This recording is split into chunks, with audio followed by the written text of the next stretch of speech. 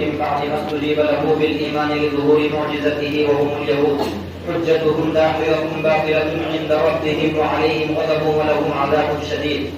الله الذي أنزل الكتاب والقرآن بالحق متعلق بأنزل والميزان والعدل وما يدريك يعلمك لعل الساعة أي إتيانها قريب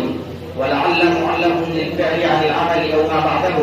سد مسد المفعولين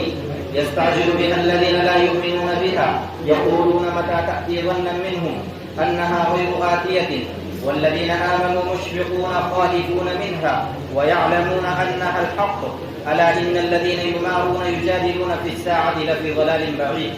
الله لطيف بعباده بربهم وفاجرهم حيث لم يهلكهم جوعا بمعاصيهم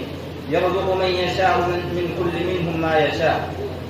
وهو القوي على مراده العزيز الغالب فيه الحسنة إلى 10 وأكثر ومن كان يريد حرث الدنيا نؤته منها بلا تضعيف ما قسم له وما له في الآخرة من نصيب.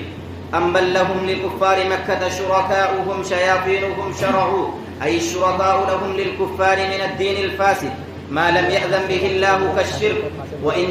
وإنكار البعث ولولا كلمة الفصل أي القضاء السابق بأن الجزاء في يوم القيامة لقضي بينهم